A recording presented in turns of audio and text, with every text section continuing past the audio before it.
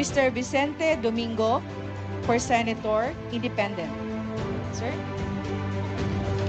Tama.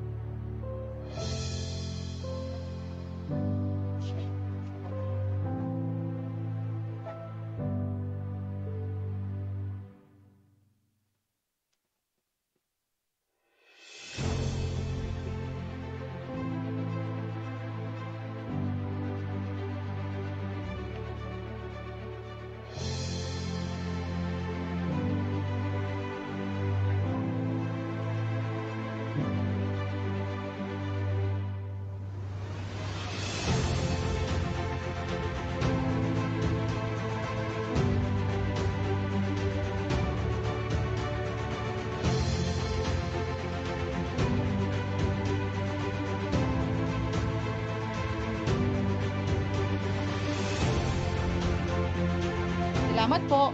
Sir, isa pa po. Senator.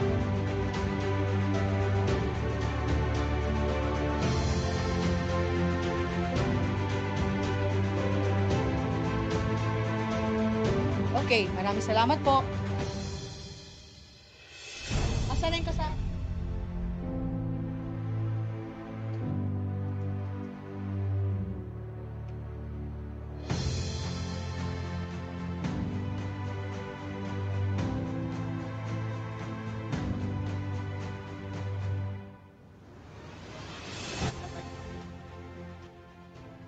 Nako na yan, sir. Sige, sir. Okay, go ahead po. 2 minutes, sir. Magandang hapon po sa inyong lahat. Kumain na ho ba kayo? Ako po si Sunny Domingo, isang magsasaka at agriculturist.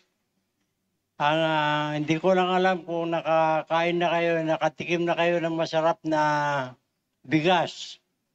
Pero hindi ako nakatayo dito para magsabi na meron 20 pesos na bigas. Ako ay tumatayo para maging kinatawan ng mga 3 milyon na magsasaka sa Senado, 1 milyon na mangingisda, 1 milyon na farm workers, at saka 10 milyon na IP. Yun po ang ipinunta ko dito. At ako po ay bago sa pagpasok ng formal sa politika, although I've been working with campaigning for politicians for the last 53 years of my life. I am now 83 years old, but if you ask me what am I doing here, my answer would be standard. Advocacy doesn't age. I may age, but my advocacy will remain. So, basahin ko na lang po yung parang introduction ko kung anong gusto kong gagawin sa Senado. Pero bago ko malimutan, kung ako po ay may halal, ako po ay laging magagamit ng maitim na barong Tagalog. Dahil maitim po ang bansang Pilipinas, dahil napabayaan ang basic sector natin. Pasensya po sa Tagalog ko dahil ako po'y pinanganak sa Basilan. Kasama ko yung mga Abu Sayyaf at ibubuto nila siguro ako. Ang nanay ko sa Cebu at ang tatay ko sa Ilocos na nasiraan na naman ng bilyon-bilyon na mga palay. Sir, excuse me po. Sir, Yeah. tapos na po yung 2 minutes niyo, sir. Tapos na yung 2 minutes ko. Opo. Anyway, meron akong kuhan, ibigay ko na lang mamaya, mag-share na lang kayo yung public statement ko, pero I'm open for questions as to what I would be doing in the Senate. Okay. Question po. Dwight, from Rappler, sir, sa may kanan. Hello po, sir. Rappler. Good afternoon. Salamat Sige, sir, po. Dwight. ano pong gagawin nyo? Anong ihahain yung mga panukalang batas kung sakaling mahalal po kayo sa Senado? Actually, nasa statement ko. Pero number 1, ano po, ang Senado ngayon ay parang kailangan ng bagong mukha. So, Ang unang gagawin ko ay sa opisina ko, meron akong People's Day, ang Lunes at saka Huwebes. Ibig sabihin, hindi na kailangan kayo makipag-appointment sa akin, lalo kayong taga-media. Kung may magsumbong sa akin na may scope, anytime makapasok kayo. Siguro exempted kayo sa pagpasok sa opisina ko dahil ang gagawin ko, maganda ako ng 10,000 na folder. Bawat pupunta doon sa People's Day, may number siya at may folder siya. At para madali niyang ma-follow up, kung sakali man, kailangan niyang i-follow up. At ito'y mag-organize ako ng youth movement na bawat folder, 5 youth ang maghahawak niyan at sila mag-follow up sa mga opisina ng gobyerno natin at sila na rin ang tigasumbong ko. Yun po ang unang gagawin ko doon. Ang ikalawa po ay pinaglalaban po ko yung farmer rights. Hindi ba may human rights, may gasto pa ang gobyerno? Hindi ba may consumer protection rights? Kung ano pang mga rights na nandyan. Ang farmer rights po na pag-iwanan, pero kadamihan po ng mahirap sa Pilipinas ay mga magsasaka, lalo na yung 3 million na smallholder farmers na 1 hektarya lang ang lupa nila. Mahal na ngayon ang inputs.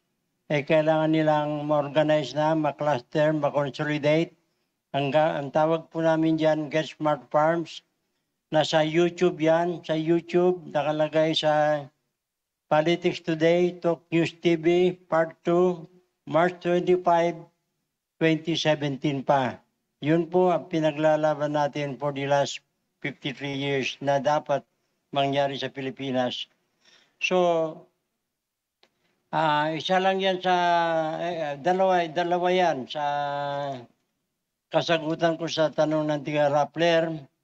Pero pwede bang masabi ko rin na ako'y naniniwala na mananalo dahil ang pinaglalaban natin ay yung 3 million farmers, 10 million indigenous people, 1 million fishermen na ang mga asawa nila, binebenta nila ng 300 pesos bawat gabi para lang may maibili ng bigas. Lalo na po doon sa may West Philippine Sea. So, yun po ang lalagyan natin ng importansya. Sa unang taon ko siguro po yun.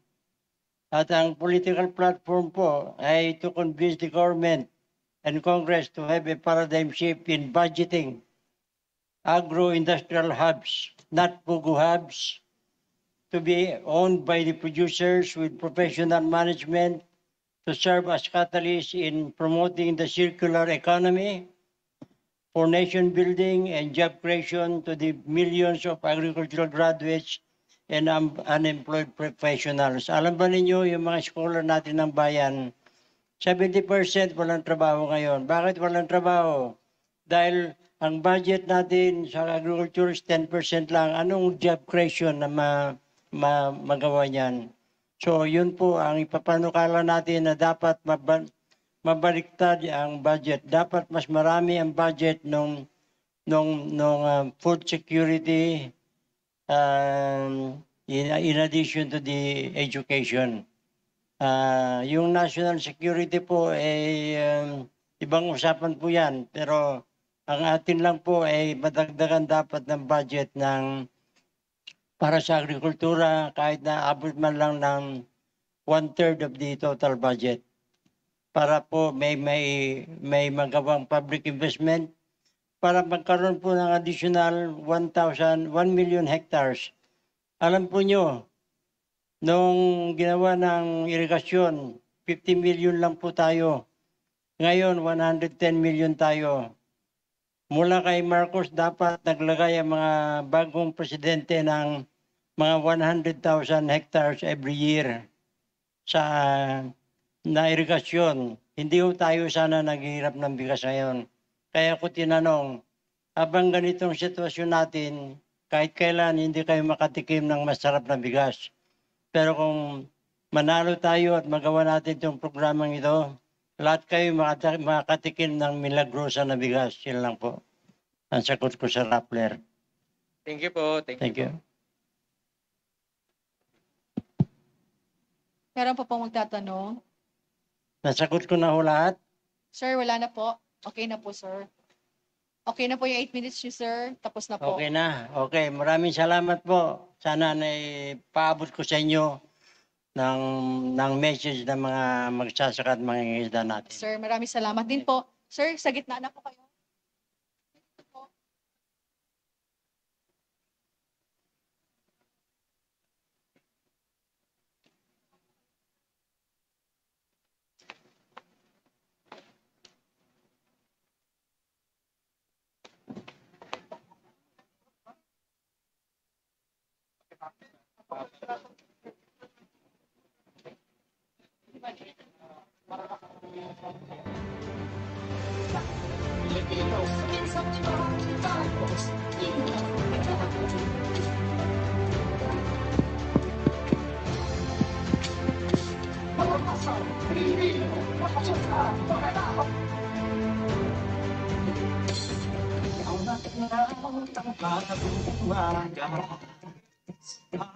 Bagong mukha, okay na buhay ang bagong pag-asa. Kung tayo sama-sama.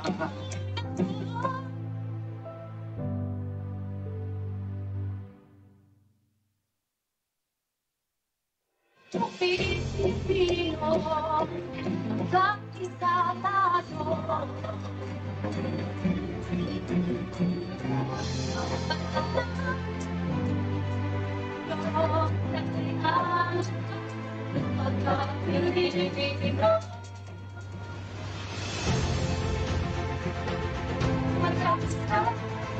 Para sa